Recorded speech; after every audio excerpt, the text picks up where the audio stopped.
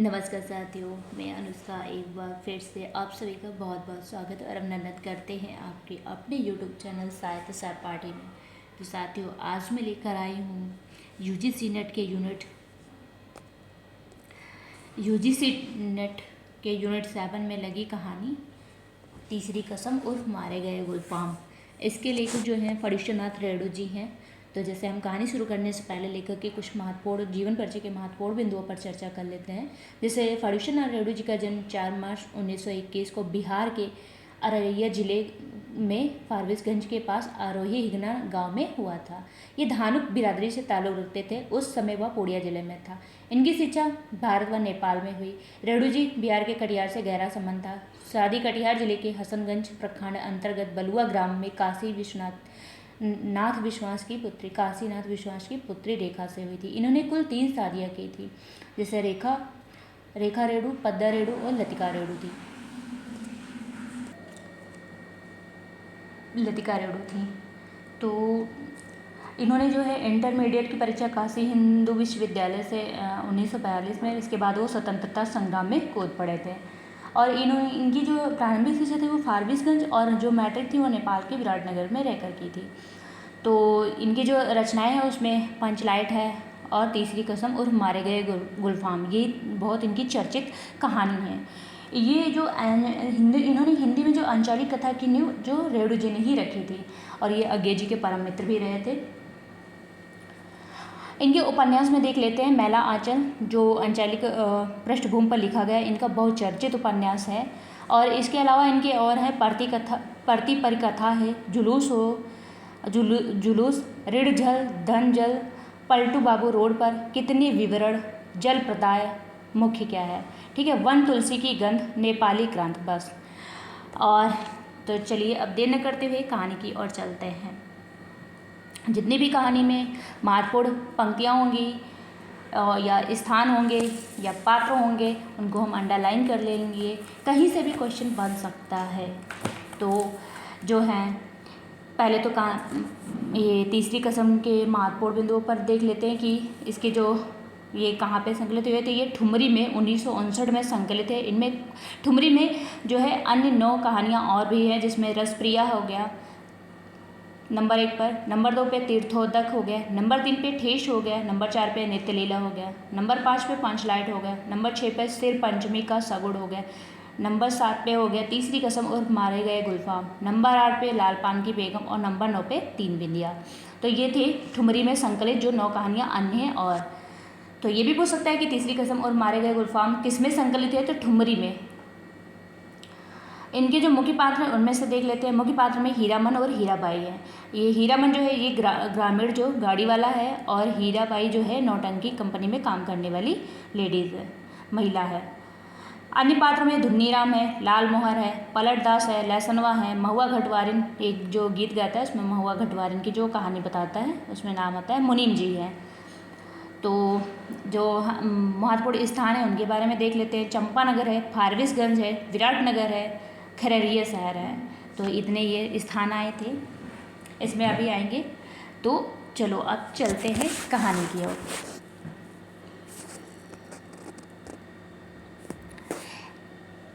हीरामन गाड़ीवान की पीठ में गुदगुदी लगती है। पिछले 20 साल से गाड़ी हाँकता है हीरामन। कितने साल से? 20 साल तक। बैलगाड़ी सीमा के उस पार मोरंगराज नेपाल से धान और लकड़ी ढो चुका है। कंट्रोल के ज़माने में चोर बाजारी का माल इस पार से उस पार पहुंचाया है, लेकिन कभी तो ऐसी गुदगुदी नहीं लगी पीठ में। कंट्रोल का ज़माना हीरामन कभी भूल सकता है उस ज़माने को? एक बार 4 खेप सीमेंट और कपड़े की गांठों से भरी गाड़ी जोगबनी से विराटनगर पहुंचने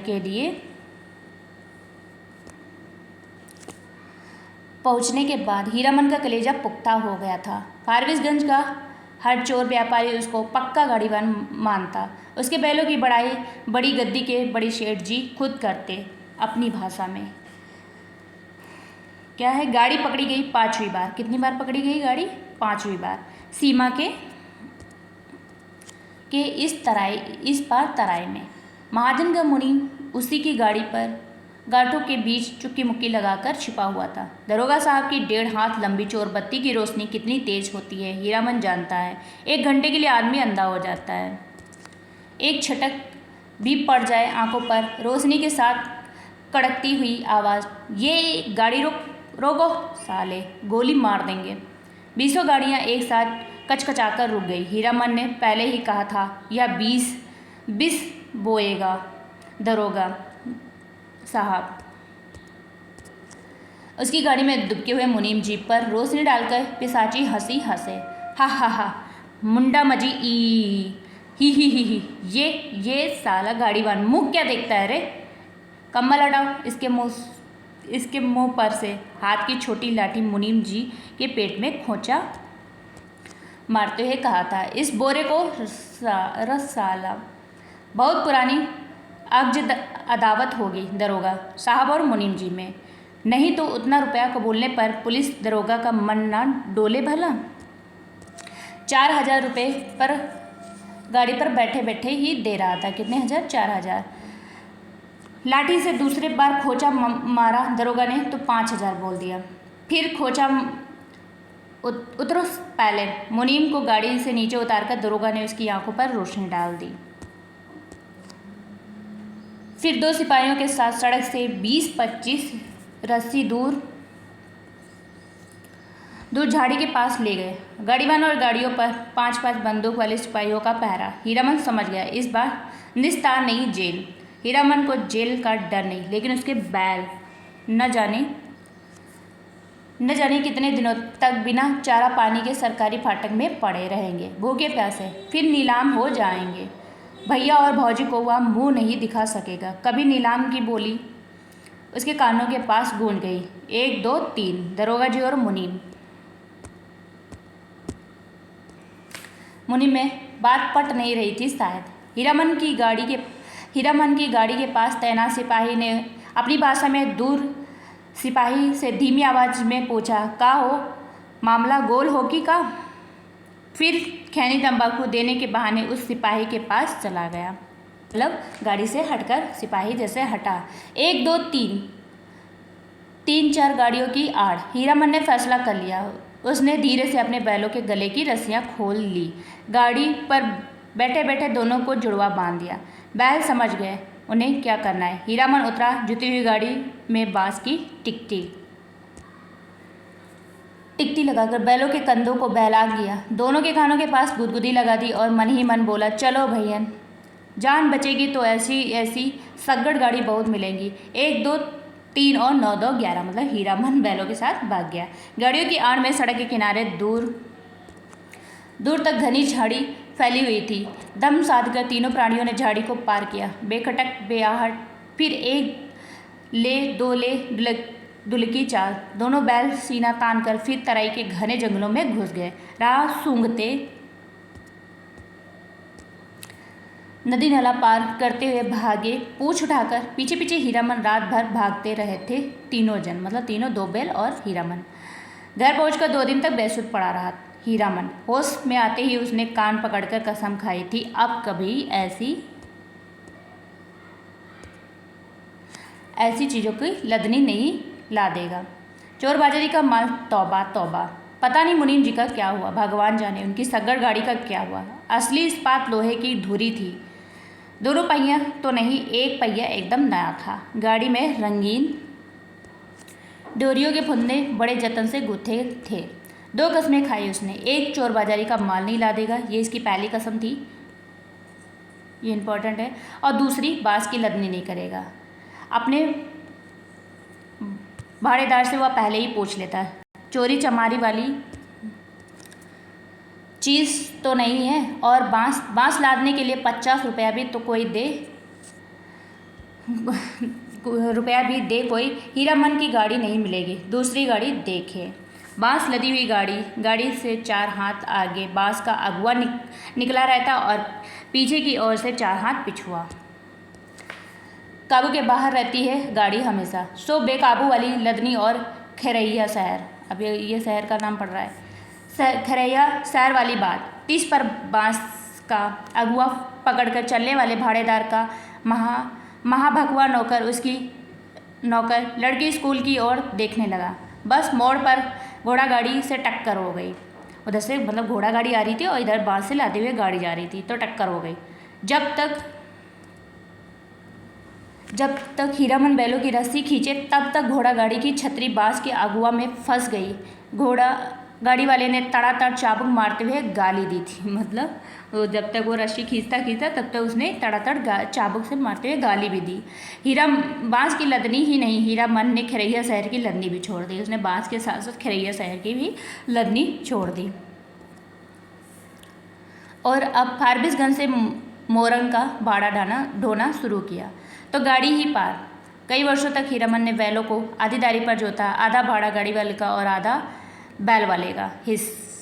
गाड़ी वानी करो मुफ्त, आधी दारी की कमाई में बैलों के ही पेट नहीं भरते।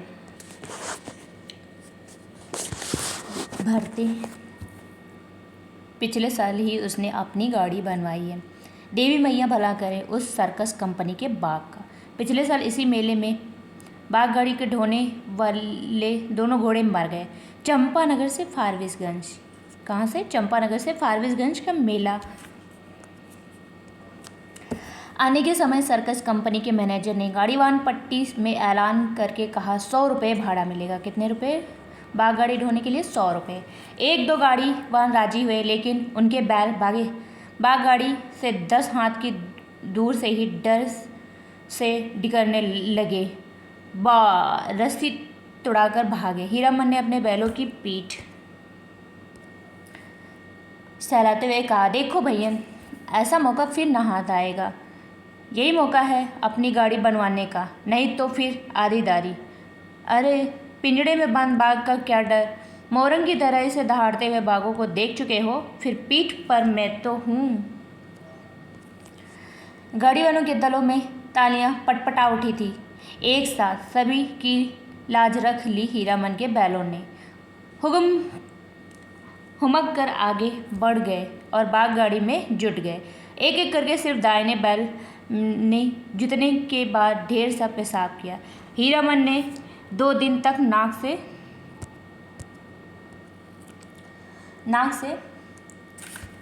कपड़े की पट्टी नहीं खोली थी। बड़ी गद्दी के बड़े शेठ जी की तरह नकबंधन लगाए बिना बघाइन गंध बर्दाश्त नहीं कर सकता कोई।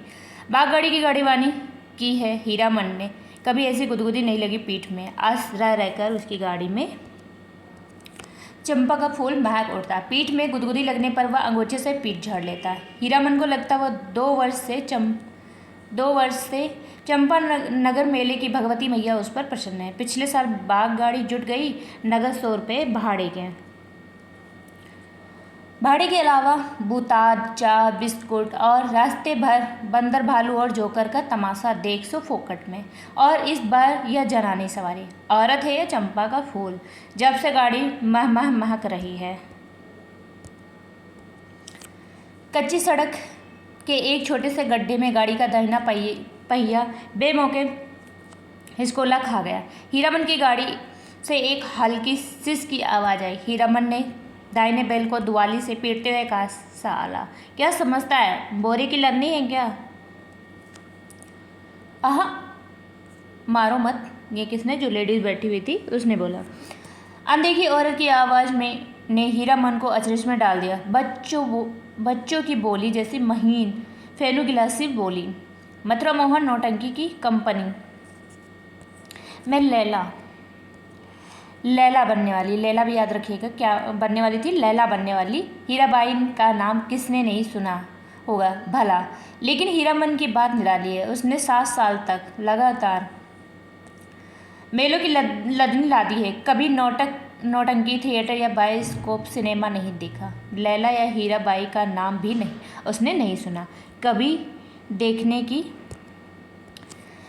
की क्या बात। सो मेला टूटने के 15 दिन, कितने दिन बाद? 15 दिन पहले आधी रात की बेला में काली ओढ़नी में लिपटी औरत को देखकर उसके मन में खटका अवश्य लगा था। बक्सा ढोने वाले नौकरों से गाड़ी भाड़ा में मोल मोलाई करने की कोशिश की तो ओढ़नी वाली ने सिर हिलाकर मना कर दिया। हीरामन ने गाड़ी जोतते हुए नौकर से पूछा, क्यों भैया, कोई चोरी चमारी का माल वाल तो नहीं। हीरामन को फिर अचरज हुआ। बक्सा ढोने वाले आदमी ने हाथ के इशारे से गाड़ी हाँकने को कहा और अंधेरे में गायब हो गया। हीरामन को मेले में तंबाकू बेचने वाली बूढ़ी की काली साड़ी की याद आई थी। ऐसे में कोई क्या गाड़ी हाँके। एक तो पीठ में गुदगुदी लग रही है, दूसरे रह रहकर चंपा का फूल खिल जाता है उसकी गाड़ी में। बैलों को डांटो तो इस बिस करने लगती है। इसकी सवारी उसकी सवारी। औरत अकेली तंबाकू बेचने वाली बूढ़ी नहीं। आवाज़ सुनने के बाद वह बार बार मुड़कर टप्पर में एक नज़र डाल देता, अंगूठे से पीठ झाड़ता। भगवान जाने क्या लिखा है इस बार उसकी किस्मत में। गाड़ी जब पूरब की ओर मुड़ी, एक टुकड़ा चांदी उसकी गाड़ी में समा गया। सवारी की नाक पर एक जुगनू जगमगा उठा। हीरामन को सब कुछ रहस्यमयी अजगुत अजगुत लग रहा है। सामने चंपानगर से सिंधिया गांव तक फैला हुआ मैदान। कहीं डागनी पिशाचनी तो नहीं। हीरामन की सवारी ने करवट ली। चांदनी पूरे मुखड़े पर पड़ी तो हीरामन चीखते चीखते रुक गया। अरे बाप, ये तो परी है। परी की आंखें खुल गई। हीरामन ने सामने सड़क की ओर मुंह कर लिया और बैलों को टिटकारी दी। वह जीप को तालू से सटाकर टी टी टी टी आवाज़ निकालता है। हीरामन की जीप न जाने कब से सूख कर लकड़ी जैसी हो गई थी। भैया तुम्हारा नाम क्या है? वो जो महिला बैठी हुई थी उसने जवाब दिया, क्वेश्चन किया कि भैया आपका नाम क्या है? हूबहू फेनू गिलास हीरामन के रोम रोम बज उठे। मुंह से बोली नहीं निकली। उसके दोनों बैल भी कान खड़े करके इस बोली को परखते हैं। मेरा नाम हीरामन। उसकी सवारी मुस्कुराती है। मुस्कुराहट में खुशबू है। तब तो मीता कहूँगी भैया। उसने क्या बोला कि तब तो मैं मीता कहूँगी। ध्यान रखिएगा कि क्या बोली है, उसको क्या कहेगी, मीता। भैया नहीं, मेरा नाम भी हीरा है। उसने क्या कहा? मेरा नाम भी हीरा है। इस हीरामन को प्रतीत नहीं, मर्द और औरत के नाम में फ़र्क होता है। हाँ जी, मेरा नाम भी हीराबाई है। कहाँ हीरामन और कहाँ हीराबाई, बहुत फ़र्क है। हीरामन ने अपने बैलों को झिड़की दी। कान चुनिया कर गप सुनने से ही 30 कोस मंजिल कटेगी। कितने कोस? 30 कोस। इस बाएं नाटे के पेड़ में शैतानी भरी है। हीरामन ने बाएं बैल को दुआली की हल्की झड़प दी। मारो मत, धीरे धीरे चलो तो, जल्दी क्या है? ये किसने कहा? हीराबाई ने। हीरामन के सामने सवाल उपस्थित हुआ। वह क्या कहकर गप करे? वो बातचीत करना चाहता। कौन? हीरामन। हीराबाई से तोहे कहे या आहा। उसकी भाषा में बड़ों को आहा अर्थात आप कहकर संबोधित किया जाता है। कचहरी बोली में 2-4 सवाल जवाब चल सकता है। दिल खोल गप तो गांव की बोली में ही की जा सकती है किसी से। आश्विन कार्तिक, अश्विन और कार्तिकेय भोर में छा जाने वाले कुहासे से हीरामन को पुरानी चिढ़ है। बहुत बार वह सड़क भूलकर भटक चुका है, किंतु आज के भोर के इस घने कुहासे में भी वह मगन है। नदी के किनारे खेतों से फूले हुए धान के पौधों की पवनियाँ गंध आती हैं। पर्व पावन के दिन गांव में ऐसे ही सुगंध फैली रहती है। उसकी गाड़ी में फिर चंपा का फूल खिला। उस फूल में एक परी बैठी है, जय भगवती। हीरामन ने आँख की कनखियों से देखा। उसकी सवारी मीता। हीराबाई की आंखें गुजर गुजर उसको हेर रही हैं। हीरामन के मन में कोई आजानी रागनी बज उठी। सारी देह सिरसिरा रही है। बोला, बैल को मारते हैं तो आपको बहुत बुरा लगता है? हीराबाई ने परख लिया, हीरामन सचमुच हीरा है। 40 साल का। कितने साल का है हीरामन? 40 साल का हट्टा कट्टा काला कलूटा देहाती नौजवान अपनी गाड़ी और अपने बैलों के सिवा दुनिया की किसी और बात में विशेष दिलचस्पी नहीं लेता।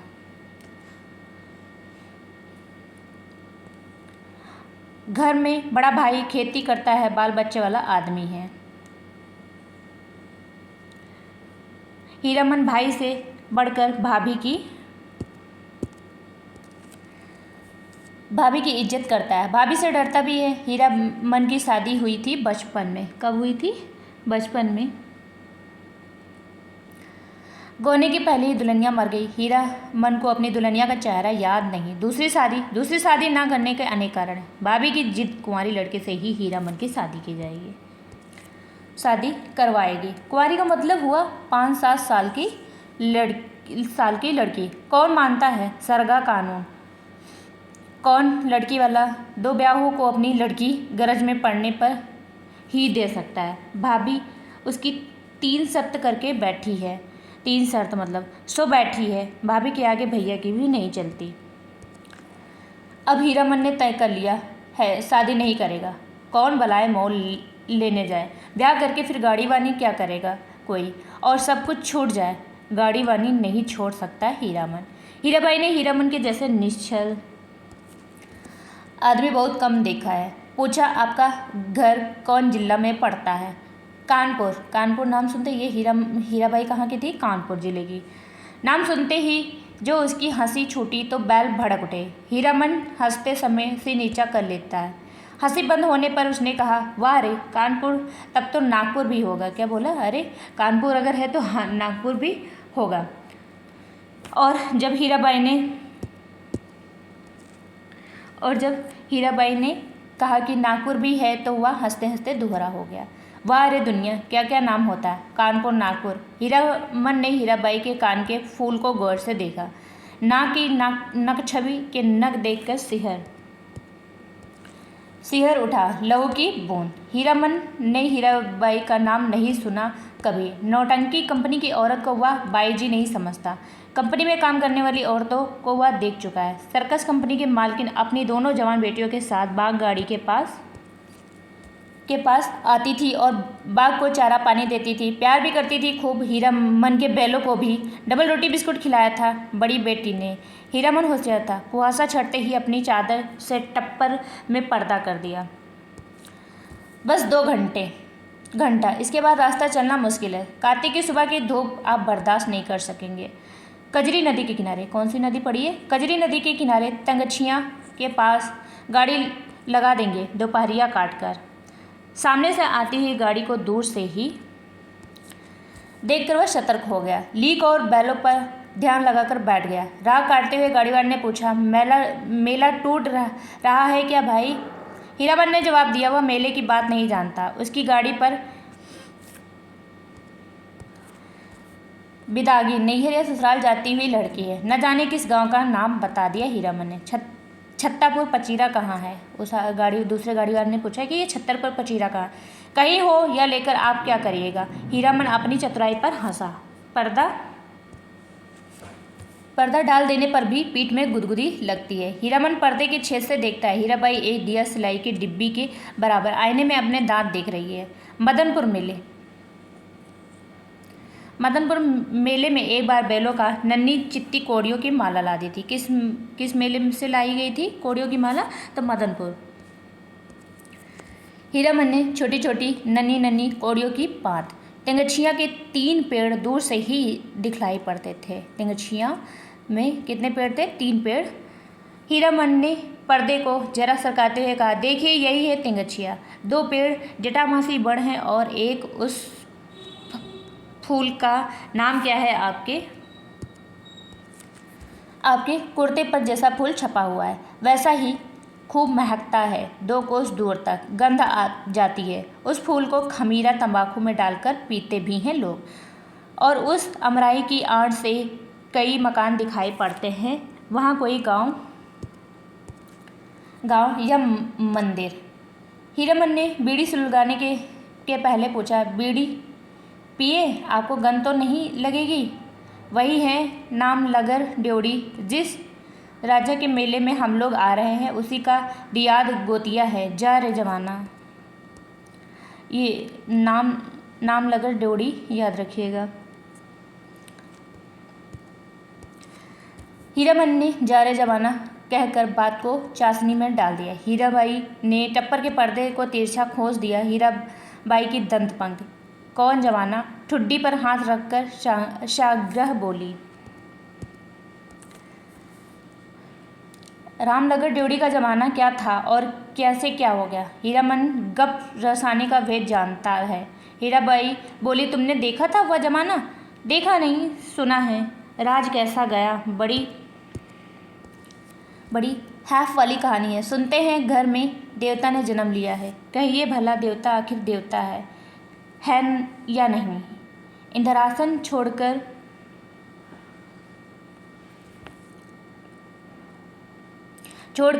मृत्यु भुवन में जन्म ले तो उसका तेज कैसे संभाल सकता है कोई। सूरजमुखी फूल की तरह माथे के पास तेज खिला रहता है, लेकिन नज़र का फेर है, किसी ने नहीं पहचाना। एक बार उपनयन में लाट साहब मैं लाटनी के हवा गाड़ी में से आए थे, लाट ने भी नहीं पहचाना।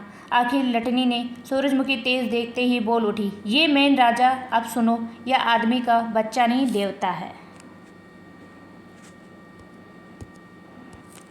हीरामन ने लाटनी की बोली की नकल उतारते समय खूब डेम फेट लेट किया। हीराबाई दिल खोल कर हंसी, हंसते समय उसकी सारी देह धुलकती है। हीराबाई ने अपनी ओढ़नी ठीक कर ली। तब हीरामन को लगा कि तब उसके बाद क्या हुआ मीता, इस कथा सुनने का बड़ा शौक है आपको, लेकिन काला आदमी राजा क्या महाराजा भी हो जाए, रहेगा काला आदमी ही, साहब के जैसे अक्ल कहाँ से पावेगा। हंसकर बात उड़ा दी सभी ने। तब रानी को बार बार सपना देने लगा देवता। सेवा नहीं कर सकते तो जाने दो, नहीं रहेंगे तुम्हारे यहाँ। इसके बाद देवता का खेल शुरू हुआ। सबसे पहले दोनों दंतार हाथी मरे, फिर घोड़ा, फिर पटपटांग। पटपटांग क्या है? हीराबाई ने पूछा। पटपटांग क्या है? हीरामन का मन पल पल में बदल रहा है। मन में सतरंगा छाता धीरे धीरे खिल रहा है। उसको लगता है उसकी गाड़ी पर देवकुल की औरत सवार देवता आखिर देवता है। पटपटा, धन दौलत, माल मवेशी सब साफ। देवता इंद्रासन चला गया।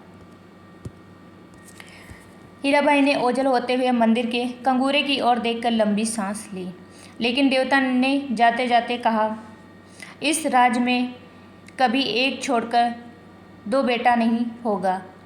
धन हम अपने साथ ले जा रहे हैं, गुड़ छोड़ जाते हैं। देवता के साथ सभी देवी देवता चले गए, सिर्फ सरस्वती मैया रह गई, उसी का मंदिर है। देसी घोड़े पर पाट के बोझ लादे हुए बनियों को आते देखकर हीरामन ने टप्पर के पर्दे को गिरा दिया। बैलों को ललकार कर विदेशिया नाच का वंदना गीत गाने लगा। जय मैया सरस्वती। अर्जी करत बानी हमरा पर होखू सहाय, हे मैया हमरा पर होखू सहाय। जितने भी ये गीत आएंगे ये मोस्ट इम्पॉर्टेंट है। घोड़ लदे बनियों से हीरामन ने हुलस कर पूछा, क्या भाव है? पटुआ खरीदते हैं महाजन? लंगड़े घोड़े वाले बनिए ने बटगमनी जवाब दिया, नीचे 27-28, ऊपर 30, जैसा माल वैसा भाव। जवाब बनिए ने पूछा, मेले का क्या हालचाल है भाई? कौन नौटंकी कंपनी का खेल हो रहा है? रीता कंपनी या मथुरा मोहन? कौन कौन सी कंपनियों का नाम है? रीता कंपनी या मथुरा मोहन, दोनों ही याद रखिएगा। तो उसने क्या जवाब दिया? मेले का हाल मेला वाला जाने। हीरामन ने फिर छत्तापुर पचीरा का नाम लिया। सूरज 2 बास ऊपर आ गया था। हीरामन अपने बैलों से बात करने लगा, एक कोस जमीन जरा दम बांध कर चलो, प्यास की बेला हो गई। न याद है उस बार तिंगचिया के पास सर्कस कंपनी के जोकर और बंदर नाचने वाला साहब में झगड़ा हो गया था। जोकड़वा ठीक बंदर की तरह दांत किटकिटा कर किक्रियाने लगा था। न जाने किस किस देश मुल्क के आदमी आते हैं। हीरामन ने फिर पर्दे के छेद से देखा। हीराबाई एक कागज के टुकड़े पर आंखें गड़ाकर बैठी है। हीरामन का मन आज हल्के सुर में बंधा। उसको तरह तरह के गीतों की याद आती है। 20-25 साल पहले, कितने साल पहले? 20-25 साल पहले विदेशिया बलवाही छोकरा नाचने वाले एक से एक गजल खेमटा गाते। अब तो भोपा से भोपू भोपू करके कौन गीत गाते हैं लोग।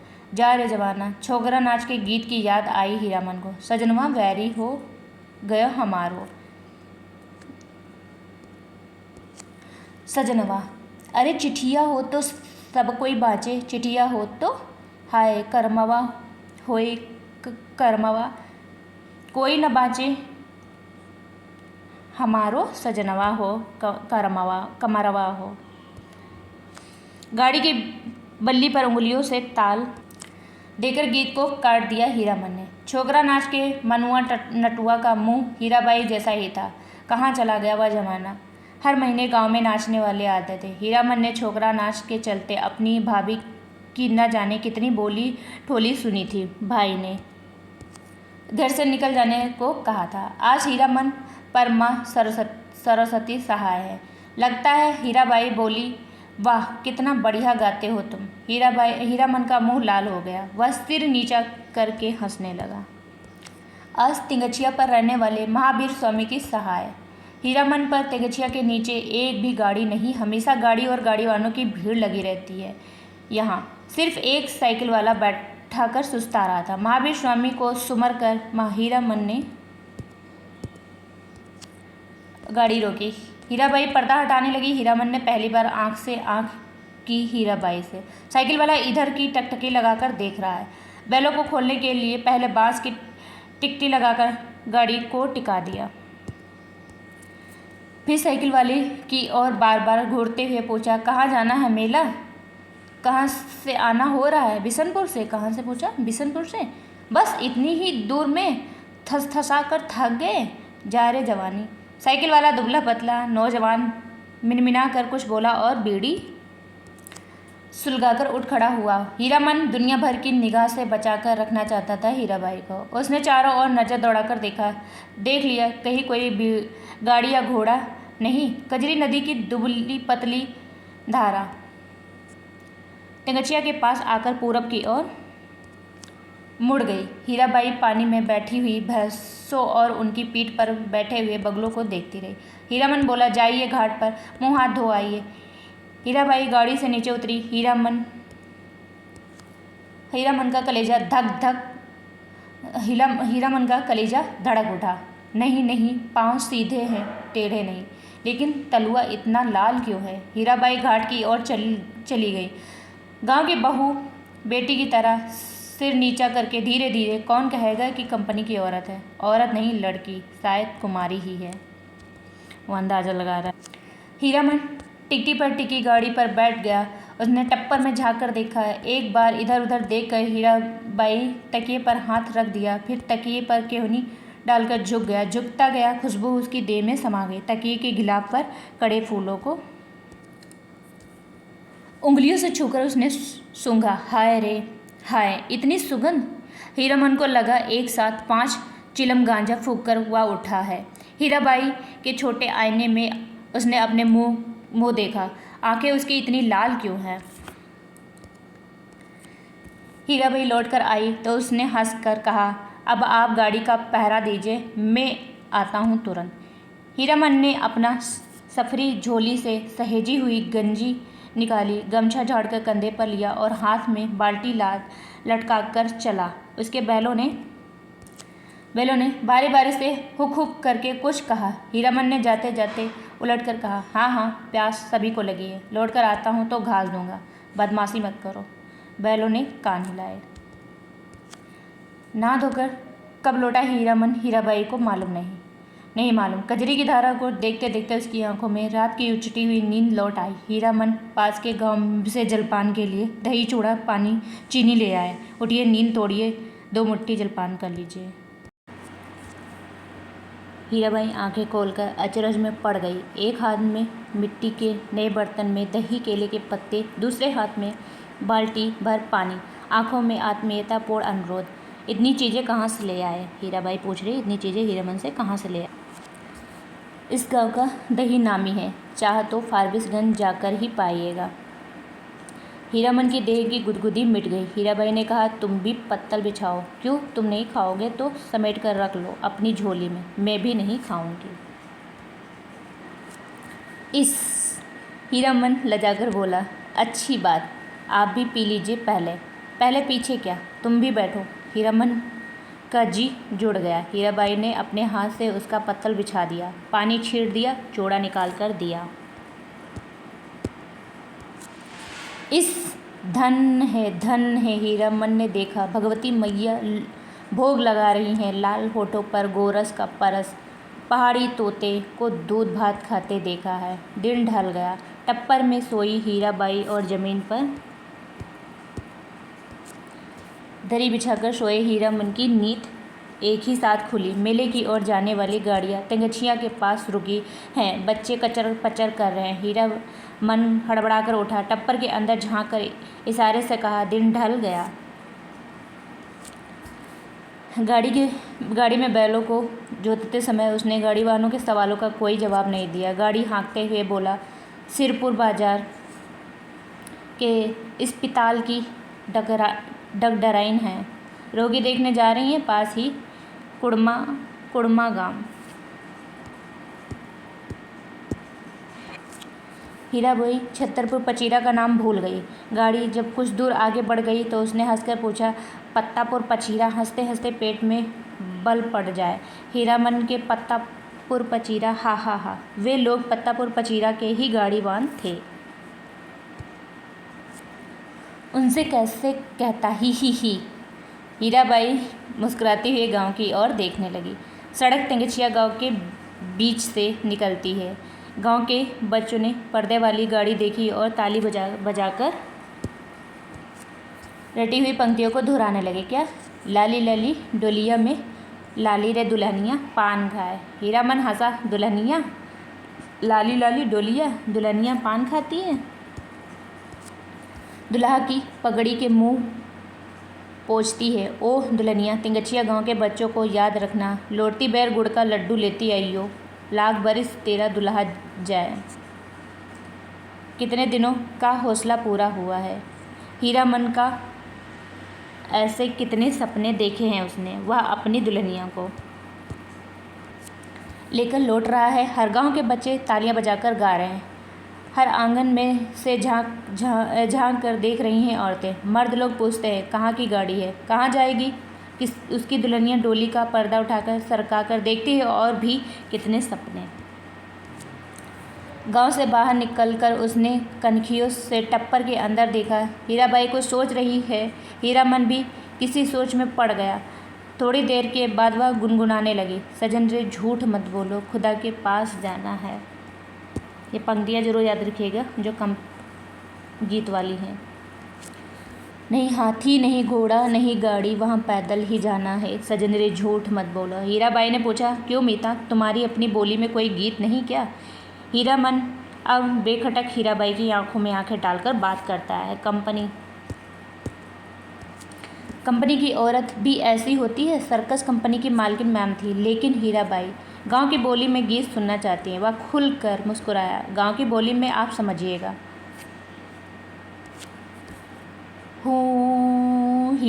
हीराबाई ने गर्दन हिलाई, कान के झुमके हिल गए।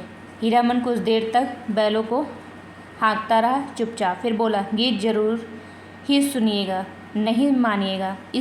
इतना शौक गांव का गीत सुनने का?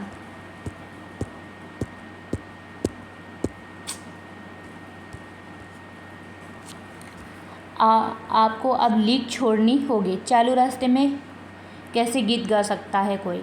हीरामन ने बाएं बैल की रस्सी खींचकर दाहिने को लीक से बाहर किया और बोला, हरिपुर होकर नहीं जाएंगे? तब चालू लीक को काटते देखकर हीरामन की गाड़ी के पीछे वाले गाड़ीवान चिल्लाकर पूछा, काहे हो गाड़ीवान, लीक छोड़कर बेलीक कहाँ उधर? हीरामन ने हवा में दुआली घुमाते हुए जवाब दिया, कहाँ है बेलीकी? वह सड़क ननपुर तो नहीं जाएगी। फिर अपने आप बड़बड़ाया, इस मुल्क के लोगों की यही बुरी आदत बुरी है। राह चलते 100 जिरा करेंगे। अरे भाई, तुमको जहाँ जाना है जाओ, देहाती भुच्च सब। तो यहाँ तक की स्टोरी आज तक इस भाग में हम कहते हैं। अब इसके आगे की कहानी हम नेक्स्ट वीडियो में लेकर आएंगे। बने रहिए मेरे साथ, तब तक के लिए नमस्कार।